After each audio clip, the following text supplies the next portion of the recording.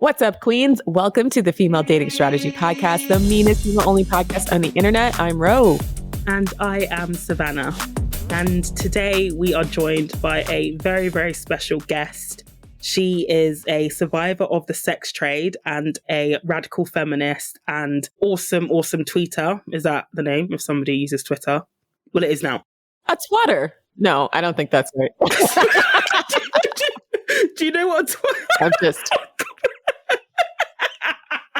A musketeer? No. A tweeter. Anyway, she has an awesome Twitter account that is an absolute must follow for anybody interested in all things, radical feminism and sex trade abolition as well. I am delighted to welcome the wonderful Roxie Roots to the FDS podcast. Hi, Roxie. Welcome. Hi. Nice to be here. Yeah, lovely to meet you too. And thank you so much for joining us. As I've previously just mentioned, I've been following your Twitter for quite a while now. And I always loved your takes on the sex trade and BDSM. And these are some of the issues that we'll be discussing with Roxie in this episode today. And you were recommended to us by Ellie Arrow. Yes. As a person who could talk firsthand about some of the more hidden aspects of the sex trade and like what's it like, how girls are shuffled into it, and then, the pathway out. So Roxie, would you like to introduce yourself and, tell us about yourself? Yeah, sure. So I'm Roxie Roots, as you said. I am a sex trade survivor and I am a woman with a very common story, I would say. I fill the classic profile of your quote unquote woman next door, which is someone, who actually started her life with trauma. So I have very early childhood sexual abuse trauma that happened in family settings. I'm the youngest of 3 sisters, and it happened to all 3 of us. And when I was 5, it actually came out. So the grooming, my first grooming kind of came out. And what followed was also something that is very common for women like me, which is, a life lived with the feeling of being wrong, weird, different, alien. And that kind of was my feeling up until I actually snapped out of my final hero's journey of entering and leaving the sex trade. Oh my gosh. So it's quite a traumatic background that you came from then, I guess, in terms of the women that you met during your time in the sex trade. Would you say that was quite common for them to come from a similar background to yourself? Oh, absolutely. We trauma bonded. And for me, coming into the sex trade, I think it's the same story for so many other women that they're searching for belonging as well as perhaps some kind of feeling of sisterhood. And I think that's what I stumbled into as well. And so a lot of women come from, council housing backgrounds, they had it really hard. They also had bullying and all this kind of experience. Perhaps there are more and more alternative girls getting pushed into the industry as well, because, there's this whole insecurity thing, perhaps, well, this is how it was for me, someone who always felt kind of outlaw or a misfit or something like that. To have this industry wave with, wads of cash and social media portraying these women themselves, portraying themselves on social media like they've made it and stuff, this can obviously lead women into this kind of dream of getting out of the misery that they've been in before. So before I started in the sex trade, I never had a job for longer than a year. I've worked in corporate world. I worked everywhere, but I couldn't, I can't, I have the highest sick days, I can't work. So that is something that I've heard women say, women with trauma experiences and women with mental health. They're now even saying it. They're doing this work, quote unquote work, online prostitution in the form of OnlyFans, for example, because it's the only job that they find is an option for them, so it's a meeting ground for all these outlaws. And yeah, I trauma bonded with lots of my former quote unquote colleagues. And I felt oh my God, we're so similar, but we are, I don't know. That's what I probably said back then was at least I'm getting paid for it, I guess. Yeah, so that's an interesting tidbit because that has been an argument I've seen from a lot of sex workers is that, oh, well, I couldn't work a normal job. And a lot of it has to do with untreated trauma, untreated mental illness, untreated learning disabilities. And so a lot of women who tried office work, and there's there's a structure to office work, there's like a culture around it. So it can be really difficult. And I say this as a person who also grew up really, really poor, didn't understand a lot of the language of like an office work. And felt like, like an outsider, felt like a weirdo myself. That yes, if you come into that kind of environment where you're dealing with people that are fortunate enough to not have poverty or trauma, they have like a whole language in the way that they are. And it can be really alienating for people who don't experience. And I feel like, I sometimes do feel like women in particular can be like, there's not as much like outreach or coaching for women like that. Whereas I feel like for men, sometimes you feel like the white collar work is to sort of integrate them into the group. Or for women, it's really easy to fall through the cracks and then become, economically vulnerable enough for someone else, someone who is giving you the promise of fast cash and an easy life and setting your own schedule, like all the things that people that do these marketing schemes, like multi-level marketing schemes, like promise people, except it's just for the sex trade because you think it's going to be a pathway for a job that, gives you obviously financial stability, but also doesn't put like the same cultural structural pressure of showing up to a traditional white collar job. Yeah.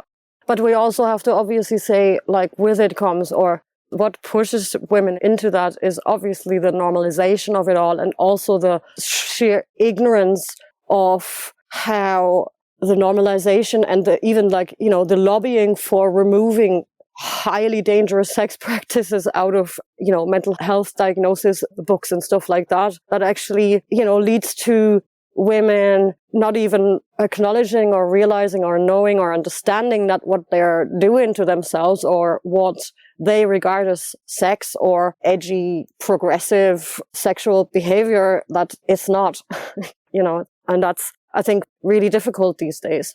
It seems like a lot of women's emotional trauma is like criminally undiagnosed if it doesn't follow along certain sexism lines. And that was a conversation we had with some users who are autistic who were talking about the same thing, where it's like a lot of the signs and symptoms are things of learning disabilities or a neurotypical behavior. But because no one explains it to them, there's no like medical health, there's no resource. The people that are like, they're so vulnerable to these guys to just swoop in and give them like something that seems like it'll work if you're not neurotypical, if you're struggling with trauma or mental illness. Absolutely. And with boundaries in general, which is something that I think trauma creates a lot, and especially in women with the type of trauma that we are dealing with from, perhaps like teenage years or something. So can you talk a bit about how you managed to find yourself in the sex trade and, what that whole experience was like in terms of the Johns and I guess like the day-to-day dynamic? Because part of the reason why I feel like this is a bit of almost like, trauma hunting, but part of the reason why is that I feel like in the dominant discourse, so when you speak to sex workers on Twitter, they try to portray the job as one thing. And when I've interacted with sex workers on Twitter, I can literally see the cognitive dissonance where, they'll say, I get to set my own hours, I get to work for myself, my clients respect me. And then when I look at their profile and then I scroll down several tweets, it's like, them lamenting that a client has recently disrespected them in an awful, awful way. So from my interactions with sex workers, I do feel like they hold a lot of cognitive dissonance towards the job and what it involves and their feelings towards it. It'll be interesting to hear the perspective that you have as somebody that has actually been in the industry. Yeah. What got me into it? Lifelong, really, really bad boundaries and basically early sexual, like hypersexuality, basically, like, as trauma abuse survivors can either go 180 or like the complete opposite end. And I turned out to be someone who stumbled way too early across porn and stuff like that. And then with the separation of my parents, I basically like quote unquote matured overnight. Like I was like, I need to be grown now. I'm grown now. And so I had my first time like very early, like, yeah. And that's kind of like how it went on. I had like long-term relationships. So I had my first relationship from 13 to like 19, 20 on and off as well. Like it was very toxic, very, very toxic. Like, I literally like thinking back, and this is this sentiment that I was in when I was like 27, when I stumbled into it, was like, look, I've always been like, my life long, like so far I've been in long-term relationships. So, this first one, and then like a 4-year long, and then like a short one. And then I was like always with like boys that looked at me 2 minutes, and I'm like, oh my God, he sees me, because I felt invisible like my whole life. And so whenever a man would look at me, I'd be like, yeah, I want to be normal. Like, with the trauma, what kept coming into my head was like, how am I not fucked from what happened to me as a child, right? I want to be normal. So I performed this heterosexuality. Whenever a man looked at me, I just went with him, and I got very obsessive and stuff like that. My first relationships were like that.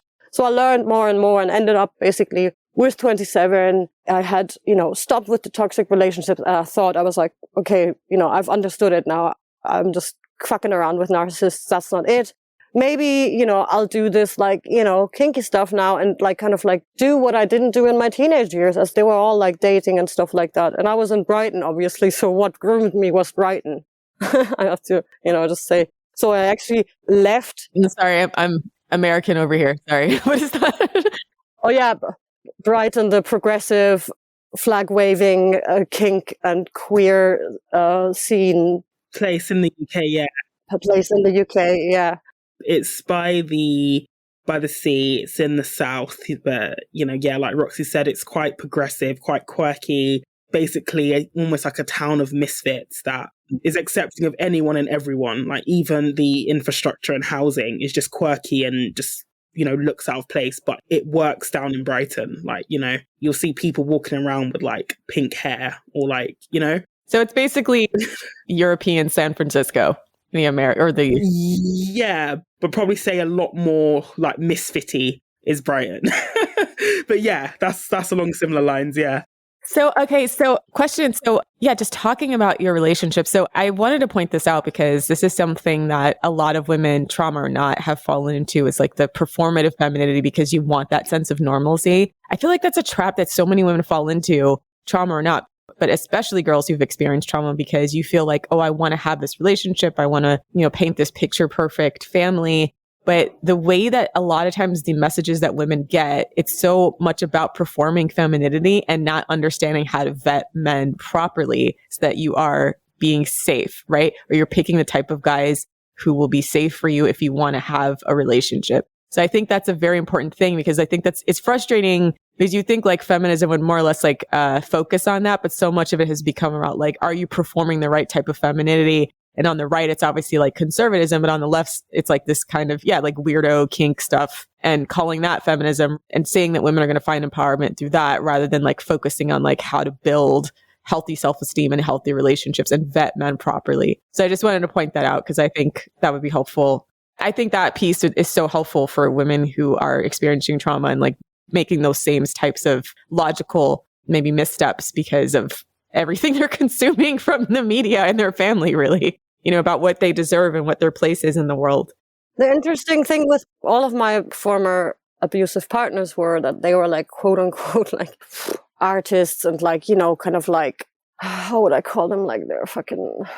I'm assuming they're left wing. And I think like more progressive, left wing, abstract, artsy types. Yeah, but also like, quote unquote, like, not masculine, like, more like soft boy, I would call them, that was soft boy, soy boy.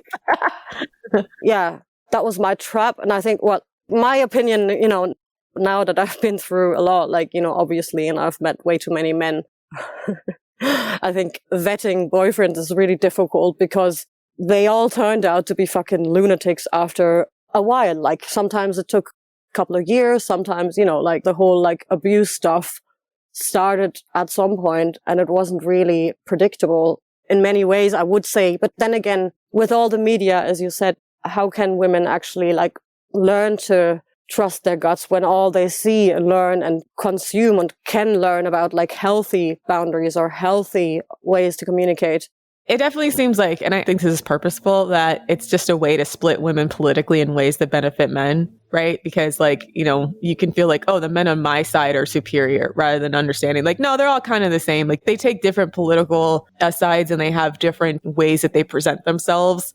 But at the end of the day, if you don't empower yourself as a woman or push back on certain things, like they'll try to exploit you. And it doesn't really have a political affiliation. I think it's a trap to think like, oh, because he has progressive values or because he's like artsy and open, that he won't be a misogynist, abusive scrote. Yeah.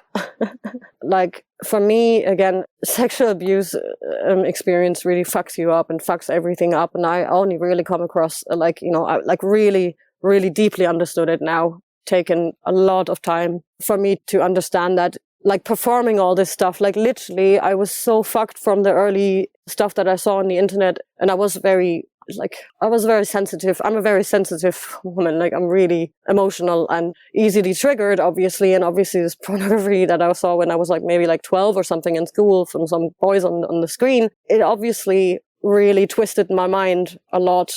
And yeah, and I obviously got into this.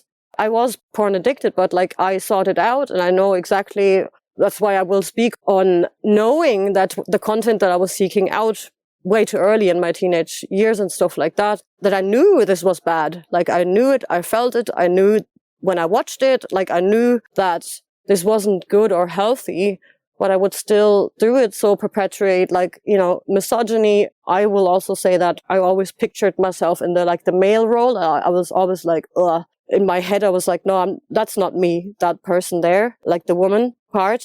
That was very early. And yeah, so I got into depravity, but through the lens of it was becoming more and more normal in the mid 2010s and stuff, my early womanhood and like my late teens, like in the early 2000s, it became more normal and more kind of like edgy and cool and stuff. And as someone who never fit in, never had like friends, like lots of friends, or I always lacked like depth in everything. I literally, I said yes to the depravity, and I admit that like that, thinking back, I know that it's the shame that, if you are ashamed of yourself already, then you involve yourself with something really shameful, and it's like kind of like, it's a self-harm, I guess, like psychological self-harm in a way that I want to make sure that people don't feel like if they've done sex work that they have to be ashamed, because I feel like ultimately like them Johns are the ones who should be fucking ashamed of themselves. Like it's an industry. How I always think of it as a parallel is like sometimes, especially if you're in an economically desperate situation or you're experiencing trauma, it's like some people, and like I know some guys, for example, who when they were younger, they were poor. They grew up in what would be the hood here in the States. We would call it the like ghetto, like large high-rise apartments in inner cities.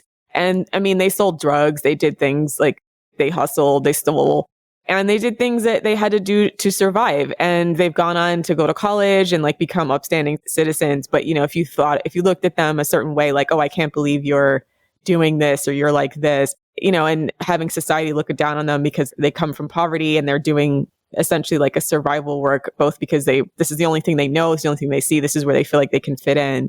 I think it's important to understand like that a lot of times people, especially if that's like their economic outcome, like if they feel they can be part of a community in that way, that it's a completely normal thing. Like, and like, you're not hurting anybody. You just participated in a trade that was set up by men a long time ago to exploit women just like you, right?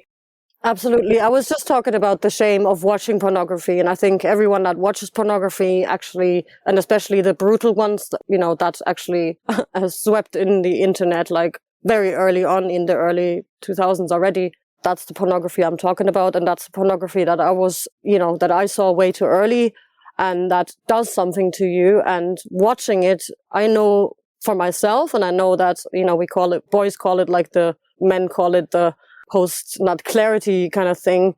They know what they watch is abuse. And I knew that back then as well, but I was like detached from it. And when I watched it, I would just view it from the male angle. I'd be like, oh yeah, I wish I was this man, like whatever.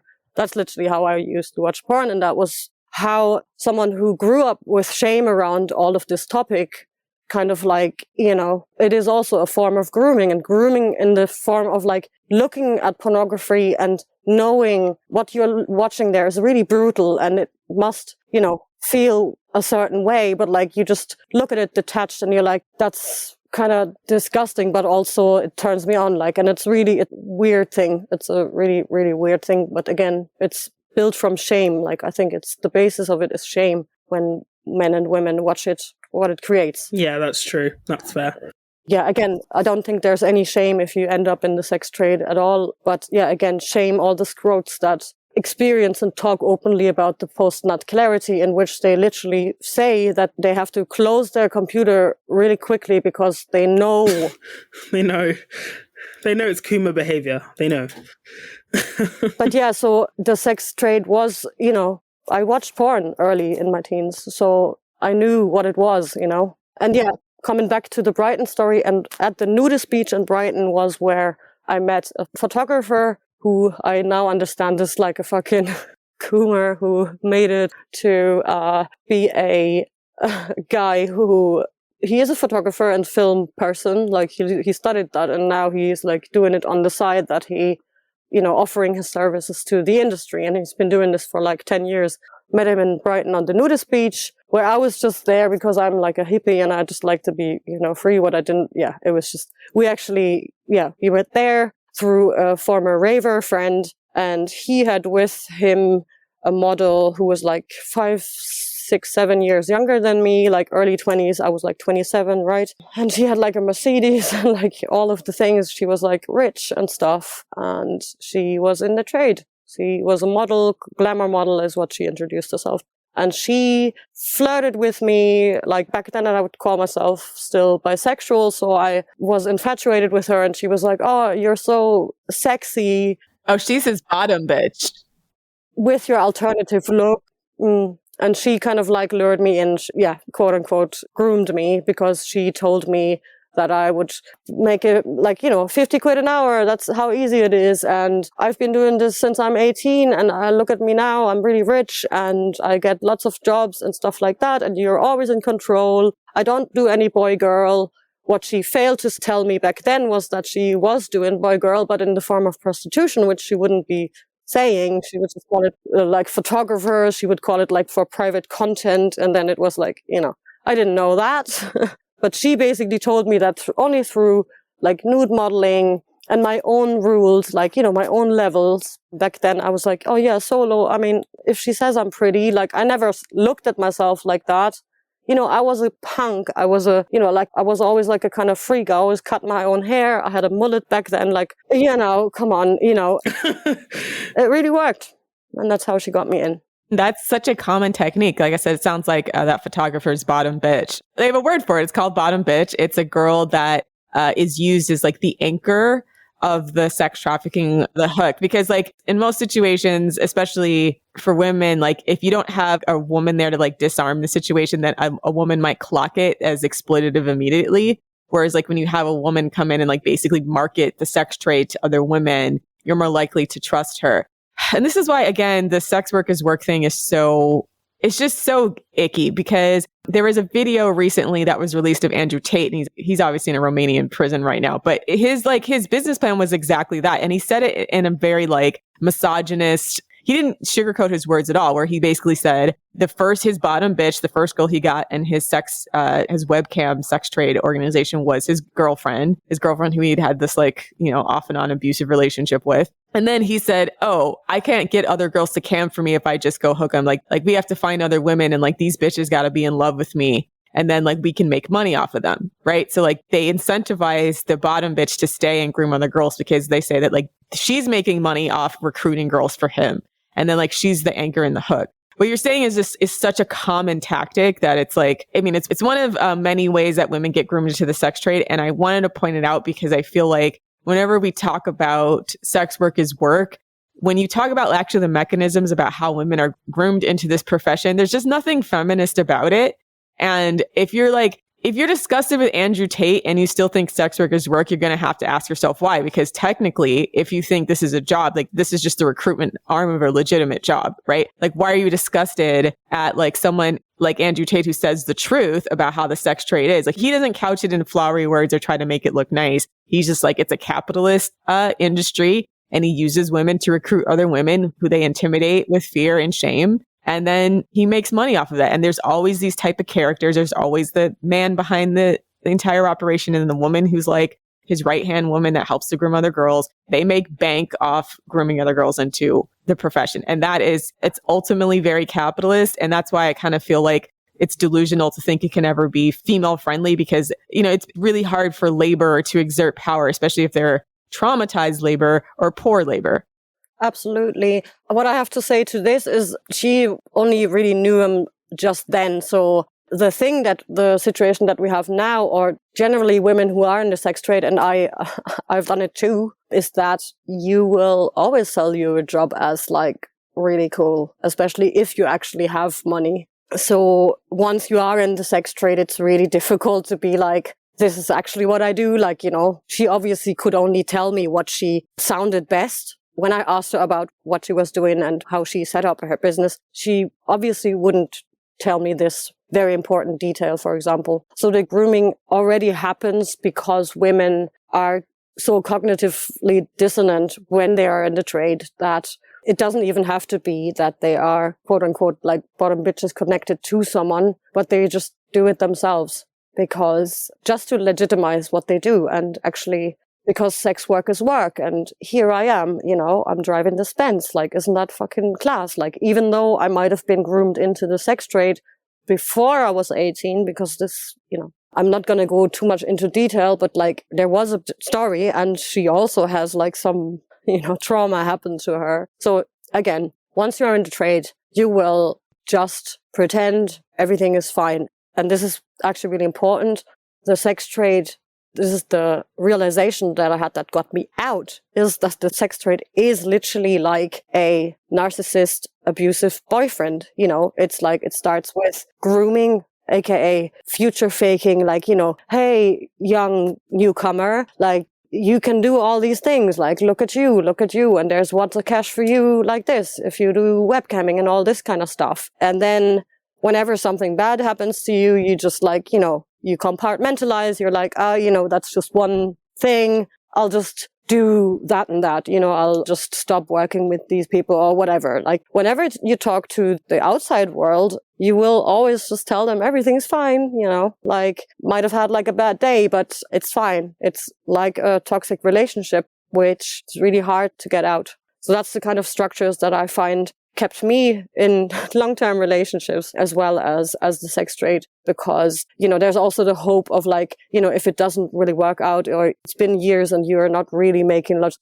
maybe there is the day will come if I keep working, if I keep shifting and perhaps like, changing the niches or cut my hair or change my boobs, or maybe then, there's the zero-sum cost game. Isn't that what it's called? Like, once you are in, you're like, he can't be that bad. I couldn't have chosen the wrong one. This can't be happening to me. That's the pattern. That's the same pattern.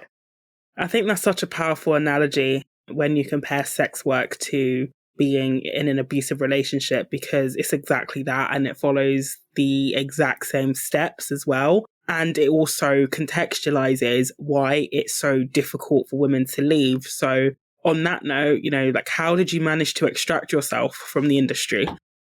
By realizing that I was in the worst of all of the toxic relationships that I've ever been in, with what I would now call a porn chaser, porn addicted coomer, like literally the worst of all of the ones. Like, I've never ever met anyone so as depraved as this man. And he loverboyed me over Twitter while I was actually having like meltdown, as you were mentioning earlier, like as I had every now and then, like, fuck all of you lurkers on my Twitter. I had like 130K, on my porn Twitter because I was like doing these like retweet groups. Now I can go into the details of like how fucked up the whole thing is online. And I would love to hear, actually, because I think it's important to the mechanism. So when you say lover boy, you mean like he tried to align himself? Yeah, like I had this meltdown. I was like, oh my God, I hate all of you. Like, what the fuck? And I'm not making any money. And like, it was 2019 and like the HIV porn ban was just like across the globe. Like all industries have to stop because of this one guy. I forgot his name, like this fucking disgusting ass American porn man. And I had this moment of like, oh my God, this whole like, what the fuck? Like, and all the men that I've had met up until that point, it was all blue.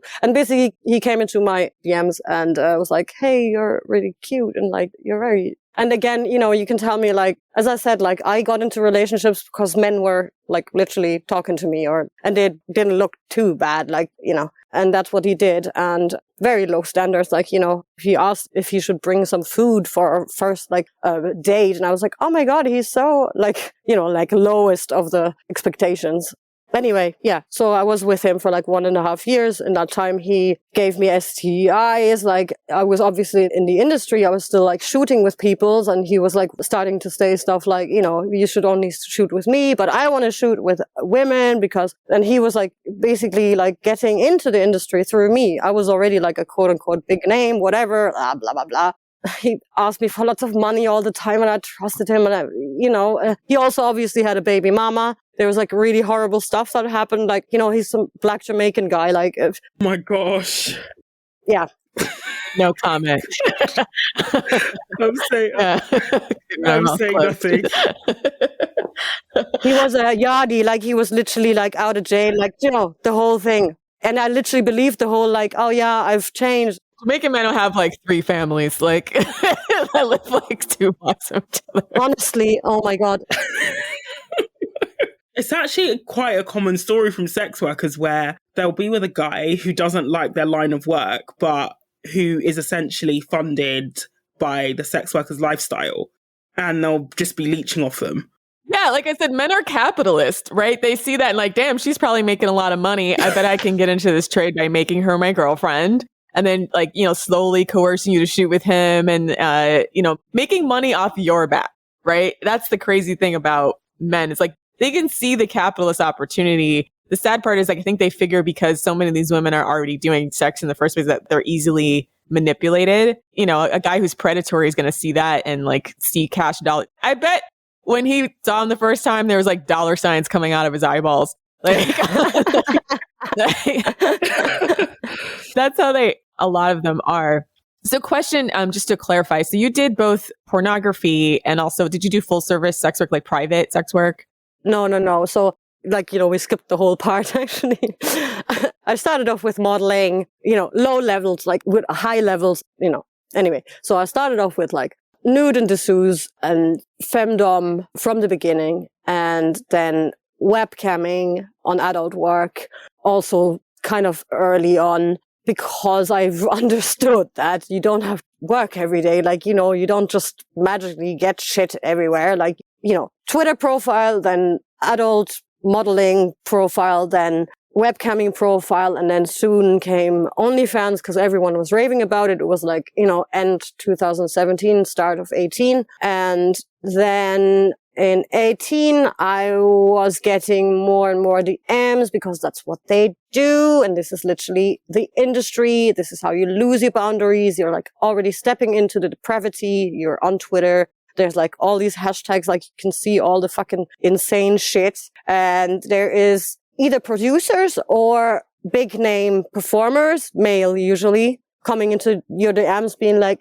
oh, hey, like new here. You're so cute, whatever. Yeah. And that's what happened pretty early. I understood that with my look, which was, you know, as I said, alternative. With the look of an alternative, you usually get submissive and BDSM stuff offered as modeling jobs, you know, or as porn or soft porn or whatever. There was no interest in alt girls portraying anything else. So always like, you know, chains and all this kind of stuff. I did more and more of that then, like, you know, only soft, glamorous, not glamorous, but like, you know, BDSM type of stuff, but never really like just posing.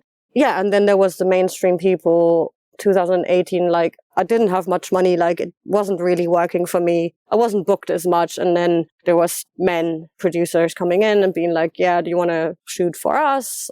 And I always had this modeling friend, you know, the woman that got me in, and she was always there, and she would like verify these people because she'd been in the industry, and she'd be like, you know, reassuring me if I should shoot with them or not. And so I shot in total, like in 2018, and probably until like 2019, I don't really know because I dissociated half of the time. I shot, I think, maybe like 10 scenes, maybe like boy, girl, quote unquote, that's penis and vagina. And you get like 300 to 350 quid for it. Wait, okay, so question. So they didn't even like share the profits with you. They gave you a flat rate. You get 350 for, and it doesn't matter how long the shooting day is. And obviously you get the 350 after the guy has come on your face and you don't know these men before, sometimes a lot. Like I started off with like having an age limit because I'm an abuse survivor. I can't do like old men. Like that's really bad because it was my granddad. So I started off with like, I have my limits, like please respect them. But like it turned out like they're just all old men, like halfway, like they're all over 45 or something, like disgusting. But, once you rock up at a shoot, it's really difficult. And that's what I want to say about like, oh yeah, you knew what you were going to get yourself into. No, you don't fucking ever know what you're getting yourself into because you roll up there. You might have had like some quote unquote professional conversation via email because you don't do that on the phone. You're like very, here's my fees, here's my thing, blah, blah, blah. And then, yeah, that's the details for the shoot. Come there, blah. So you rock up with your fucking stupid suitcase with your stupid porn clothes and your fucking high heels and you bring as much as you can because you never know what you're gonna get or what you have to wear or whatever. And you have to do your own makeup. And then you'll do the whole like still photography, which takes sometimes like an hour or two or something. And you meet this guy and you literally just like shoot. Sometimes you get like asked, hey, well, I'm taking a shower now. So we are both like really fresh. Sometimes they just like, well, we shoot now. And like, as someone who doesn't have boundaries, you don't know how to act. Like, everyone's like, yeah, be professional. What is professional? Like, what is the way to say, I'm uncomfortable with that? Wash your stank ass before you fuck me? Yeah. Yeah. And like their bosses, like they've hired you. So like, how do you say anything, And it's the same with what happens to you then when you get like treated like shit while on camera because you have to be focused on the camera all the time, like, because you're always in the center and that's how they fuck you over. Like the whole breaking a woman in pornography happens because whilst you are in this ordeal of what's happening to you, you have to concentrate constantly on how you look and what your body, like how you are standing, like how you look like from the side or whatever. There's constantly people in your face. I've been only on like filthy shoots, like quote unquote, like, they're big sites, but there's only one other person than the men there. And so like, it's really hard to snap out of something like that. Easy for them to coerce them to. So that was something very similar. I mean, one of the most infamous American porn stars is a woman named Lana Rhoades, and very similar story to you. And she ended up in the porn industry and she talked about all the time how they would tell her one thing when she was like, interviewing for the job to come shoot porn. And then she'd get there and it'd be a completely different story. And they'd basically just force or coerce her in it. Like stuff like making her eat vomit, like stuff like that. Like, it's just really like, they want to do these disgusting things to these girls, but they know that you would never do it if they disclose it up front. So they're counting on the fact that they can intimidate you in the moment. So like, that's deliberate. You know what I mean? And I think part of the appeal for these producers, especially, or just these men involved in the industry, is knowing that the woman wouldn't want to do it, but she has to do it anyway.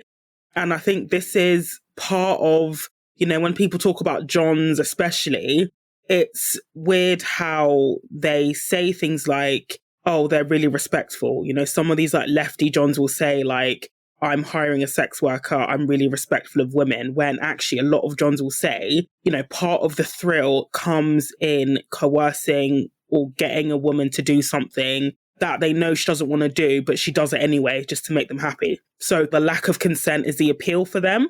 And this is why things like, sex work and the porn industry can never truly be ethical, because the industry thrives off the lack of consent. That's what gets a lot of these men off. They know the woman is in pain. They know that the woman didn't consent, but they just don't care. And actually that aspect of the industry is what's most appealing to them. If we look at the BDSM industry, which we'll talk about in a bit, Roxie, because I know you have experience in that as well, is that there's that Madonna Hall complex. I'm not sure if you came across it, where, doms would be like, for example, subs who would do whatever they wanted. They actually look down on those women. And, I never got this comment myself, but other submissives that I came across, they would say like, because, you know, like, oh, like my dom said he can never do what he does with me to his wife because he likes and respects her too much, because he's compartmentalized that sub as being, I guess, part of BDSM as well, is that pushing of boundaries. He's compartmentalized her as being somebody who is willing to compromise her boundaries. And what's even more fucked up is that he then looks down on her for it, even though that's what he wanted. Honestly, like when it comes to like BDSM in the sex industry, like the male psyche is just incredibly fucked up. And I'm not sure that many women realize that, just how fucked it really is. So one thing that you mentioned was about how like you only got about $350 pounds. I think you said 350 pounds. Okay. So euros. I don't know.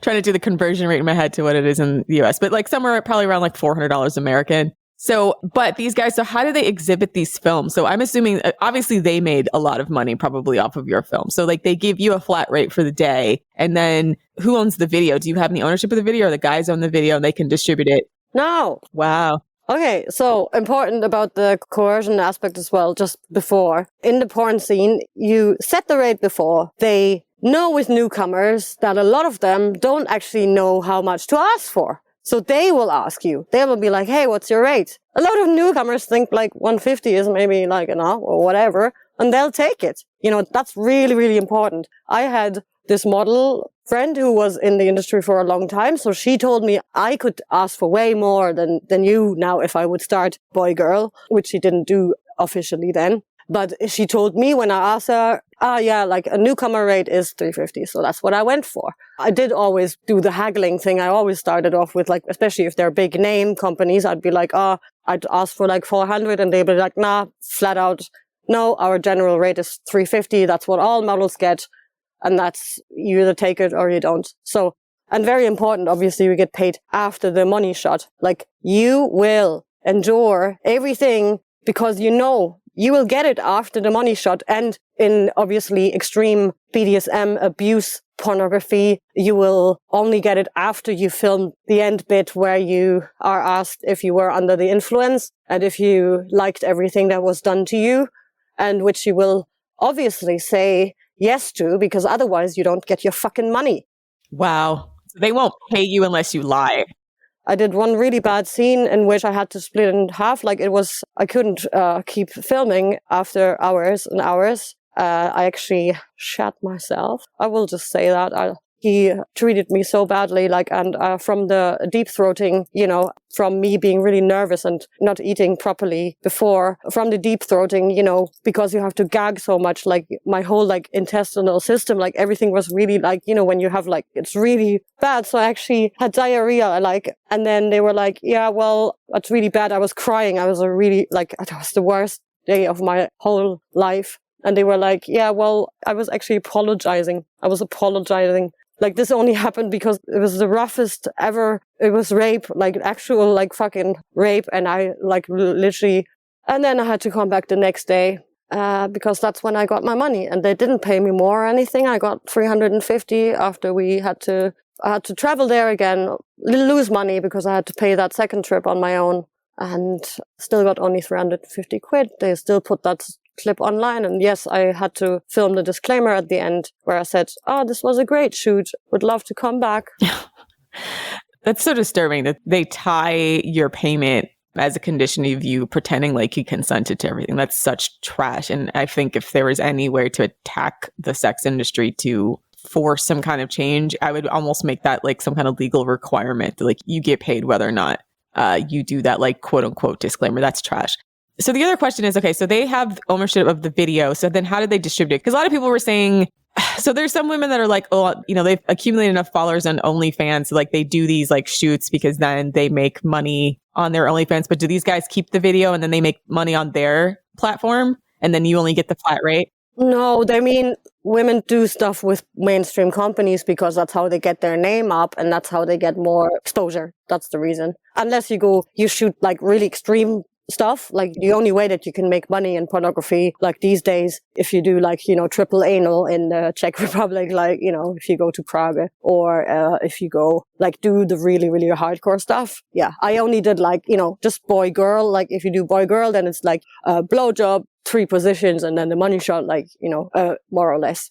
Yeah, so we were talking about this with Guild9s and then also from our independent research that right around the pandemic, so like 2019, 2020, when a lot of women started signing up for OnlyFans and finding out like the average earnings was something like $180 a month. And a lot of it had to do with like oversaturation of the market, and that the women who tend to make a lot of money on OnlyFans are the women who came from the mainstream porn industry, who had name recognition. But obviously the mainstream porn industry is crazy exploitative. So like, meaning they didn't get paid. Like Lana Rhoades, for example, she said like she did like a lot of films, and she said she didn't even crack 6 figures. And I think she did like 70 films over a course of a year. Like she was doing them like twice a week and didn't even crack like 6 figures, like from the porn industry, like the mainstream porn industry. But because she did so many films, eventually when she did her own OnlyFans, she was then able to make a lot more money on OnlyFans because she had done so much basically free work, almost like damn near free work for the mainstream porn industry. So that's interesting because that's the lie of OnlyFans, right? A lot of them are like, oh, and and obviously OnlyFans gives a percentage of earnings to people who get other people to sign up for OnlyFans. So a lot of the lie of OnlyFans up until now has been that like, oh, the independence aspect of it. But the truth of the matter is like the way that these people are getting exposure is either the mainstream porn industry or they do like the New York Post, at least I don't know what the equivalent is in Germany, but like the New York Post or the Guardian will like make an article about like, oh, this teacher decided to quit her job as a teacher to become porn. And so like, it's basically like a subtle advertisement for a person's OnlyFans. I mean, it's like any type of content creation, really. I mean, there's going to be people that make a lot of money at it, but most people won't. And then like, in order to get exposure, you have to go through a channel where people will recognize you. So that's interesting. But if you go that way, they're going to force you to do really fucked up things for a little bit amount of money. And obviously, I mean, that's what I did. So even though I was like very determined, like I was like, I'm never going to be a sub. Like, I did one sub scene, but like, I did, webcamming, I did domination like all the time through, but like, the odd session, like, but then there's these few big UK, like, it's a really small island, like there's not much happening, but I shot with the, on the lower side, like on the lower end, there is some like quote unquote higher, bigger production, I guess. Yeah. Not just gonzo and like, fucking GoPro cameras, but like proper cameras and maybe a makeup artist. But, I shot like with the lower end spectrum people and I was hoping for more exposure. Like I was like, okay, if my name gets out, blah, blah, blah. Anyway. Yeah, so I did the mainstream time, and during that time I had an OnlyFans as well, like already from 18 onwards. But yeah, I'm a really good example. I had lots of lurkers from this exposure on my Twitter then, like they found me on Pornhub or whatever from these scenes, but they wouldn't sign up to my fucking OnlyFans, which I had back then. I still had at the beginning, like I was one of the first few, like the payout like numbers were only like maybe like thousands or something. Like there weren't many people in there yet, but yeah, mainly like these professional porn stars, whatever. And because I was then like, I'm a porn star, like I was like, yeah, it probably is going to work. But yeah, I had my price at like 10 or 12 or like $15.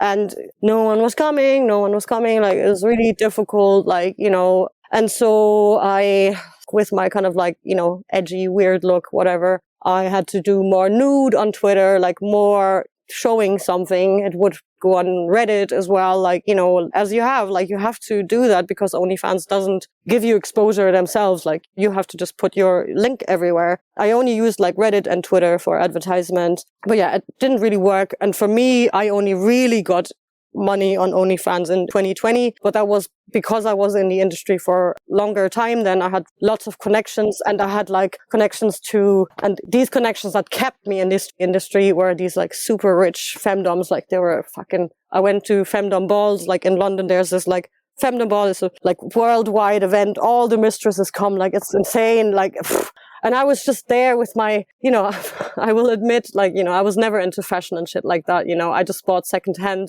like some fucking high heels, whatever. I saw some that looked kind of like, all right, we can work with that. Whatever. All of my outfits, I bought like secondhand shit, and they were all with their like super expensive, like latex stuff. That's like, it was all so mad, like, But anyway, I had a friend who I met. She was in New York, dominatrix, and she got me into like retweet groups, and like she gave me tips, and she got me in connection with assistants. And that is basically where we are now, is that by the time that OnlyFans boomed, it was already the case that most of the accounts that are really high earners, like, you know, they're not run by the people themselves. Like, you know, they have some fucking assistant. They do everything.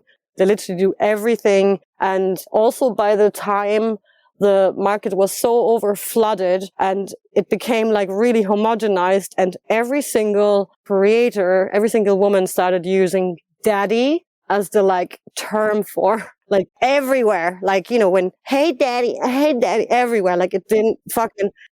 Oh my God.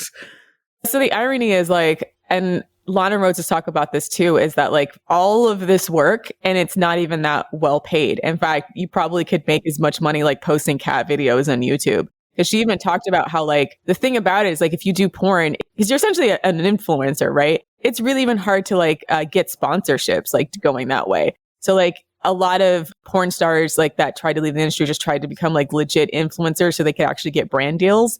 So it's like because of the oversaturation in the market of porn, and then you can't even really get brand deals, and all of the major studios don't pay much, like the studios that you would have to go to get your name out of there. Like it's just like a complete racket at this point. And that you're better off, even if you're like financially desperate and need money right away, you're actually better off like posting cat videos or like trying to be like a mainstream influencer so that you can potentially get like even just get like a sponsorship link or something where like if somebody uses your link code, than trying to do porn, because it's like once you're in that loop, unless you're one of the lucky ones that gets like, you know, who gets like a huge audience, and that's probably not going to happen until you do a ton of until you do a lot of work in the mainstream porn industry, like in the formal porn industry, then you're going to you're going to be underpriced for a very, very long time. You know, obviously like we're at your body, and then kind of you're going to have so many movies out there to be really, really hard for you to leave the industry. So I want to say that because I know so many women are getting into like the survival sex work game, but like truthfully, like it's at the point where it doesn't even make economic sense to do porn anymore, right? Like it's not even to make you as much money as if you just did like, I mean, I saw a YouTube channel that has a lot of views about a girl who was talking about this living out of her car. Like she was actually homeless. Like just even like being honest about your situation or whatever's gone with you, like can get you just as much like views and sponsorships and attention than like trying to do sex work. So just if you're in a position right now where you're considering getting to the industry, like I'm just trying to do the dollars and cents aspect of it, that like just from speaking to you and like now looking at a lot of these other people, it doesn't even make economic sense anymore. And not to mention it could be really tough to get out of the industry, and or it could penalize, you know, if you try to go legit, it could penalize you. So just be aware of that for anybody who might be considering it. Absolutely. I would definitely say that, as I said, like once you get into the industry, it's really hard to get out for the reasons that you've already kind of like stigmatized yourself. And, you know, I want to just say that really clearly. The stigma will never go. Like the stigma, as much as you try to normalize quote unquote sex work, the men will always treat you like a whore. It doesn't fucking change. It will never change. It's the worst thing that you will experience when you get into this industry, because they treat you like fucking shit and crossing your boundaries. Like, you know, if you're offering a certain type of content or whatever, like they will deliberately go and tell you the shit that you don't want to hear. And no one prepares you for that. For the depravity that men are going through or willing to go through when trying to literally fuck with you when you are an online prostitute. And so illegal stuff, things that start with P, things that start with beast, like things about their children, like, oh yeah, very, very important. The shaming of their partners, like, you know, oh yeah, my ugly wife is lying next to me, but I'm talking to you, you know, and this is a really common thing. So far so that it's become a whole genre fetish that models offer, and especially femdoms, the whole like homewrecker thing. They literally actually, you know, portray the whole I'm better than your wife kind of thing to make money. You know, it's all gone marketing wise and like, you know, capitalism wise, it's gone full on depraved and without boundaries and ways to escape it, because you can't. Once you're on OnlyFans or on Twitter or something for that matter, you will get the most depraved messages, images and videos and stuff sent. And it's insane. I mean, we believe you. I mean, we were moderators on Reddit, so I can only imagine what you saw. And we were pretty grossed out just with that website. So I can only imagine what you were being sent. It's probably, I can't. I'm sorry. I'm just sorry men aren't better, but it's like, there's just, you know what I mean? Like there's no bottom to male depravity. And I cannot stress this enough. Like when we talk about normalizing sex work, it's like, if you let them normalize like sex work, like they will literally try to normalize every disgusting thing that you could like possibly conceive, and even more so, right? So like just listening to the stuff they're sending you, it's sad, it's sick, and unsurprising. So can I just quickly touch on the femdom aspect? Because this isn't going to be like another dragon of BDSM, because we drag it all over the shop on FDS. But one thing that as you know, I'm quite critical of the BDSM community, and one of, my main criticisms is that it replicates gender dynamics perfectly. And this is why BDSM will never ever be illegal in conservative countries. So if you went to a conservative nation and said, I like to tie up my wife and beat her for sexual pleasure, they'll be like, okay, yeah, rock on, go for it, But when I say this, when I point out the fact that BDSM is a very, very gendered place, in that, 99% of the males in it are doms and 99% of the women are subs. There's always that one idiot who is like, there are female doms too. But from what I've heard from female doms is that their experience is often, it's not the same as the male dom's experience. So it'll be interesting to get your perspective, having been a female dom to, I'm assuming, to male subs, what that was like and the dynamics of those sorts of relationships. Absolutely. So I lost most of my subs in sessions after the first sessions. They didn't come back because I did what I wanted to do. Because I was like, I'm the fucking boss here. I want to fucking do what I want to do. I will do a little bit of what you booked me for, as in, you are, to explain, they will choose you for a session because you look a certain way, because you offer a list of fetishes that they are into. So you are a fetish dispenser from the beginning. You are dehumanized and objectified from the beginning. And then so they pick you and then they ask for a session. They're like, hey, mistress, I'm into... And my specialty was, from the beginning, ball busting, so kicking men in balls, chastity, telling men to fucking keep their dick locked and send me the keys because they should just stop using their penises and just stop wanking to porn. That's kind of like my moral high ground that I was like on the whole time through. It was like, oh yeah, I mean, this is not a bad job kind of thing. It was like, Damn, I was going to say, I don't think this femdom thing's actually a bad idea. I'm joking. No, but like, now listen, the reality of it all, the reality of it all is obviously that they didn't come back because I wanted to have fun. So one of my main fun things that I did was like ride in princess saddle on their backs, like get on your fucking knees, like giggling like a fucking, just ridiculing them. And in lots of dungeons, they have like mirrors. I would be like, oh yeah, come on, you pig. Just stand in front of the mirror and just look in your fucking ugly ass face. Look how fucking pathetic you are. Like, what a fucking disgusting creature you are. And I'm sitting on him like a princess, like not pony play because he likes to do pony play. Like, no, I want to sit on his fucking back. I want him to like drag on his fucking knees and carry me around. I'm fairly small, whatever. It was fun. Like, it was fun. Calling them pigs and stuff. Like, it was fun. They hate that. They don't want to do what I want to do. Like, a lot of them would be like stopping me and be like, oh, mistress, that's a little bit like, and I'm like, okay, turn, like, Jesus Christ, man. And yeah, again, I'm a really shit dumb because they mostly didn't return because I did that with almost everyone. So it seems like, your experience aligns with the complaints from a lot of female doms, is that these so-called male subs, they just see you as some sort of kink dispenser, almost in the same way as a female sub, but they just see you as a kink dispenser and not as a person. Whereas the thing is with female subs is that, at least from my experience and from other female subs I connected with, and also the experiences of female subs on the internet, is that they actually see their dominant as a human being, and they recognize that they're not interacting with a kink or a set of kinks, they're interacting with a person. And this is why women in BDSM, whether you are a dom or a sub, they just get the raw end of the deal because men do not return the favor.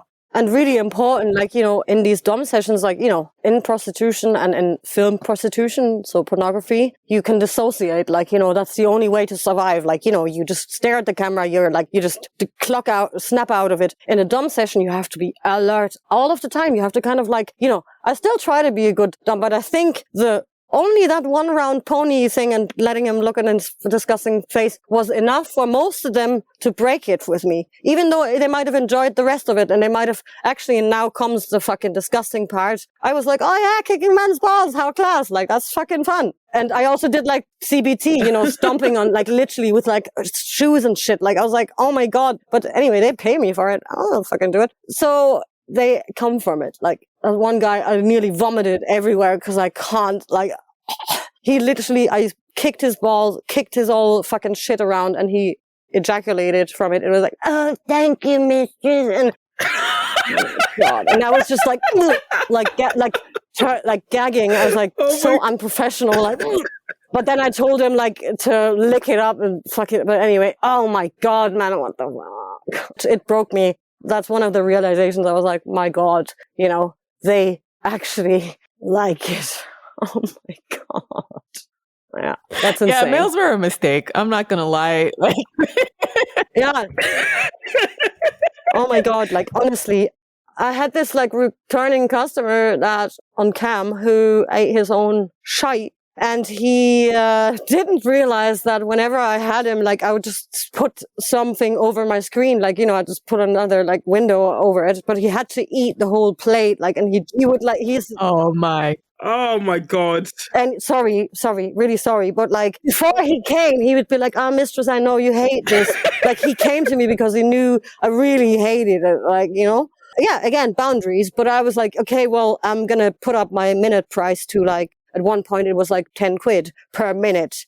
And he would eat there. I would make $1,000, 1.5 just from a call like that because he would be there for hours. This is the time I wish we had video podcast because the shocked Pikachu face I have right now, I can't sorry. describe. I'm really sorry. Like, it's so disgusting. I mean, no, it's like, I'm never surprised. That's the thing. Like, there's nothing you can say to me where I'd be like, no, a man wouldn't do that. There's nothing you can say to me that would make me feel like, oh no, there's no man that would possibly. No, of course there are. Like, that's, yeah. Yeah.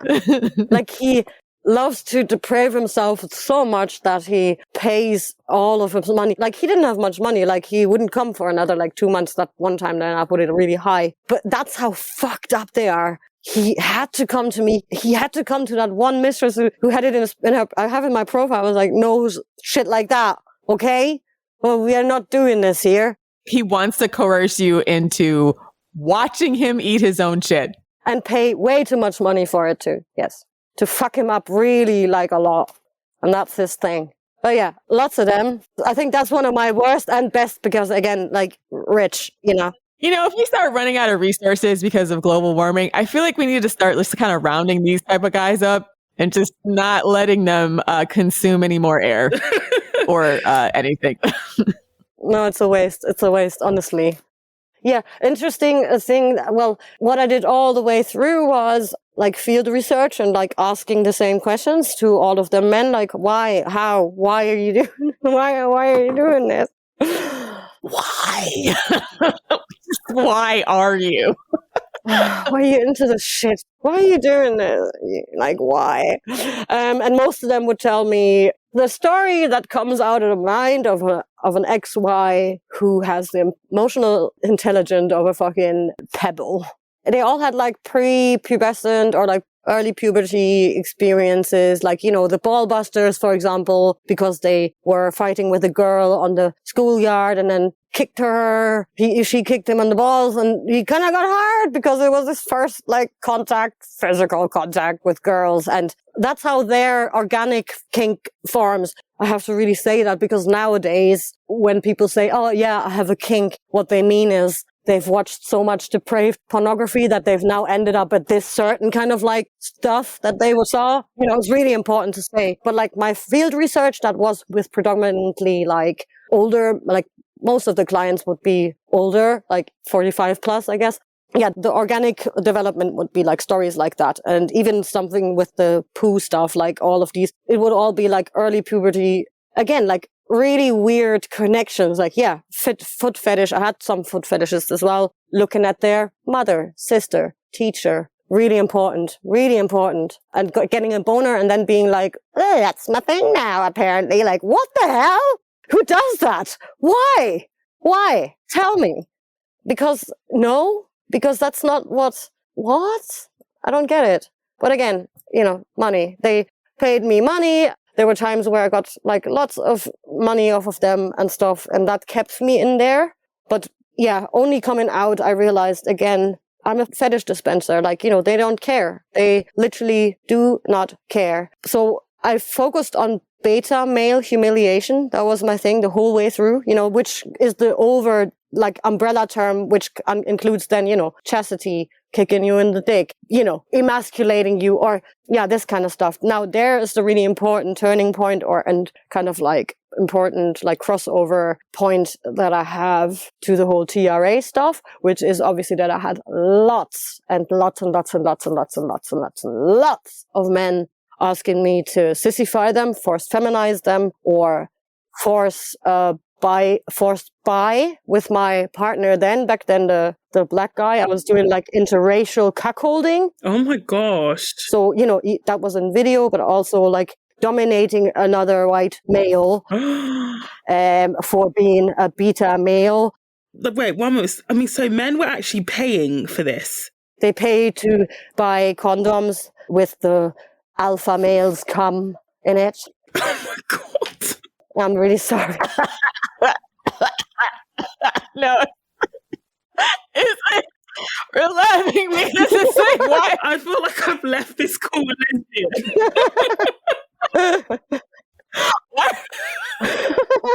These are the creatures we're forced to share a planet with that think they should be our leaders.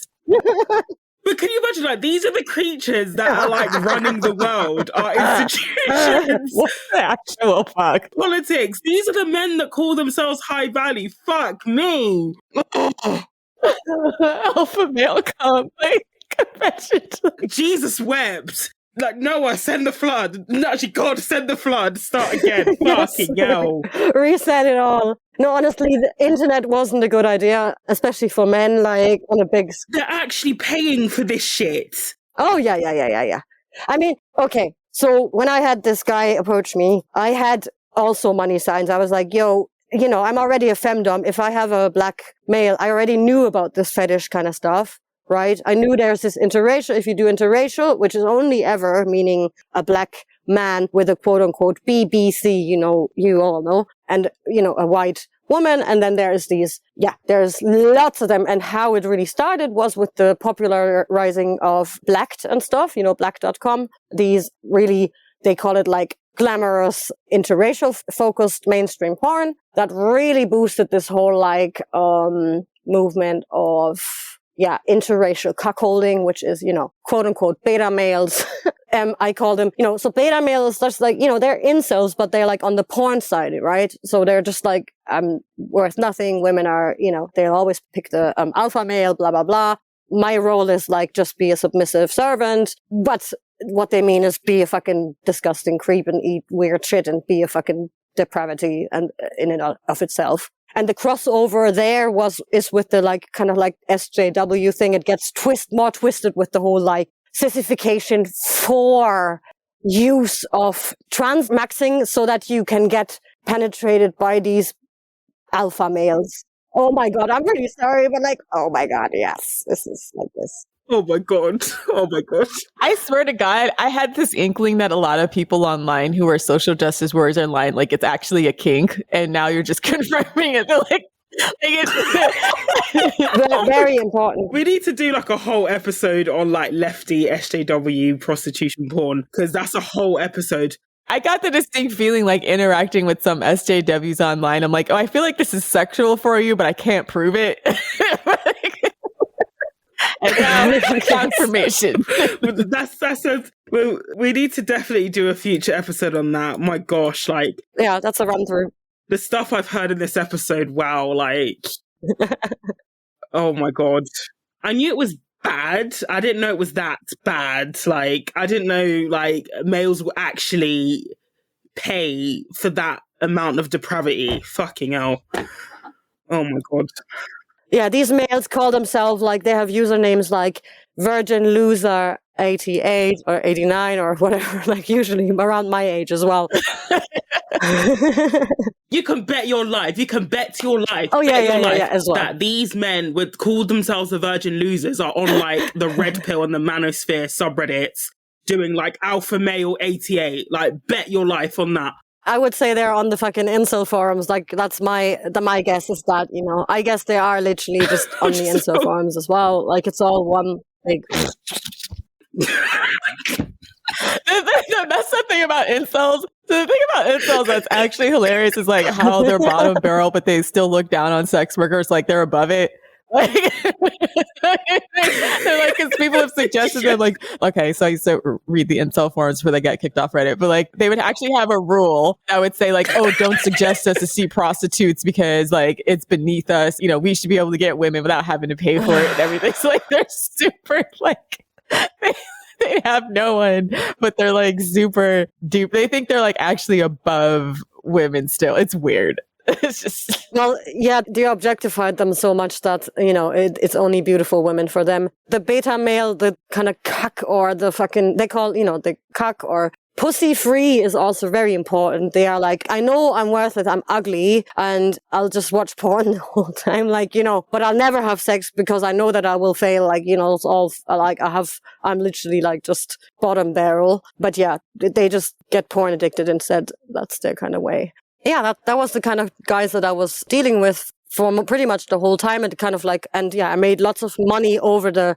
lockdown period then because I was locked down with my abuser. With the few clips that I got out of him, like whatever, it doesn't matter. I could at least make lots of money, and that was like the highest paying, but you know, with least effort because I was traumatized all the time and I couldn't get out of bed. It was just really awful the whole time actually, but I made 10K, 12K, 13K a month, you know, in 3 months in a row. And then I got a really big like meltdown, just burnout and had to start from scratch again. And shortly after I was out basically. But yeah, I used this man, like, you know, I knew he was going to make me money. That was also something that, you know, made me kind of stay. And it also made me kind of like natural boundaries so that men would stop sending me, it would mostly stop that they sent me like dick pics and like, hey babe, do you want to see this big, like all of these kind of stuff, because it really got this whole, like, I could be like, I don't deal with like, you're all beta males. Like basically I could say all you white men, like leave me alone. I'm a dom, I'm a mistress with this like alpha dude. And, you know, as soon as you talk to me like with kind of like infantilizing language or something, I can like kick you off. And they, you know, mostly behaved because of that. It was like a kind of like boundary. That's the only thing that you can really do in this business is obviously that you find a fetish or something that you can then use, you know, to your benefits. And that's when they stopped calling me like baby girl and all these kind of things. And they stopped sending me their penis pictures. And I could actually do like, I did like small penis humiliation. So they send me their dicks after they pay me 50 quid. And then I ridicule them for how disgusting they are, which, you know, better than nothing. I had like a generic thing. Sometimes I didn't even look at them. Like it doesn't matter. So, you know, but anyway, that was kind of like, that's really important. Again, that's what I want to say about like boundaries for people who don't know what boundaries are in an industry that doesn't really provide boundaries. And doesn't respect them, even if you did. For me, that was what I kind of like did. I was like unintentionally or like intentionally, I was like, if I, you know, this is going to change everything. If I am doing this now, this is like, I have another position kind of thing. So changed my whole marketing and changed my name again. I changed my name 4 times always to kind of like hopefully start new. Like, so they don't know what I did before and then, you know, start new. They'll always like find me again or still be obviously following me and like seeing my whole like fucking attempt of getting through all of this. But anyway, yeah. So that's the kind of story with that. So what's your next steps for you? So like, what is your plan or your pathway to, I think, transition to, I guess, more mainstream work? Or like, what are you interested in doing now? I need to heal first. I actually fled from this abuser and the industry and everything from the UK. I was living in London up until 2021 and came back to Germany, where I've left like in 2014. Never wanted to come back, but I wanted to just get back on my public health and stuff and just get away from this stalker. Like, he was literally stalking me up until the end. Like, it was just insane. And just want to get on therapy. I'm still waiting. It's been a year now because everything is just overloaded. But yeah, I just want to heal. I want to speak out. I literally need to speak out because, more people need to speak out. I don't give a fuck. I've been abused. I've been like verbally abused in the industry, called ugly and looking like a man or whatever forever. And I will just keep doing that. I don't give a fuck. I need to expose this whole fucking shithole. I will not stop with that. I will keep talking. And that's what part of my life will be. I want to start writing more and stuff like that.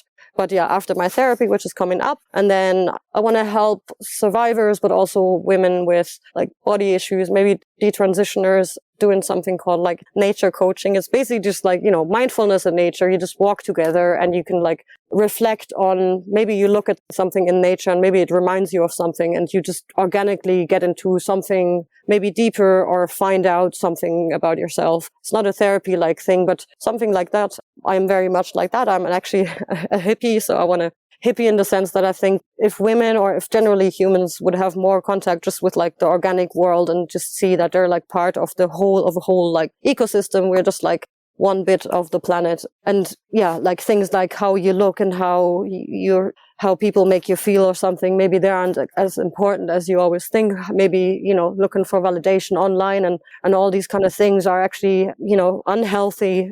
And having more time in nature and getting rid of all of that for a bit. That's kind of like what I want to build my future business or like what I do in probably like NGOs or things like that. That's what I want to do. Cool. That all sounds so, so wholesome, Roxie, and we wish you all the best in that journey. And thank you for sharing your story with us. It was very enlightening, sobering, and at times entertaining, but overall it's a very, very, I guess, a powerful look into the sex trade and what it is actually about as well. So thank you so much for sharing your story with us. And maybe in the future we'll do a bonus content for people who can stomach it on some of your femdom travels. I mean, I knew it was bad, but I didn't know it was that bad. Oh, the BDSM community just needs to just die, but that's another conversation. Fuck me. One important just tip for all female listeners, just when someone talks about oh yeah, I watch porn, whatever, question what kind of porn they are watching. Where have they ended up already? Are they on page 103 or That's not funny, but yeah. It's true. I know what you mean. You know exactly what you mean. They're deep into that book and they're not coming back, right? They're going to finish it all the way. Honestly, ladies, I just feel like my ovaries have just shrunk in this episode. They've just folded. They've just been absorbed back into my body. Every day we stray further from God's light.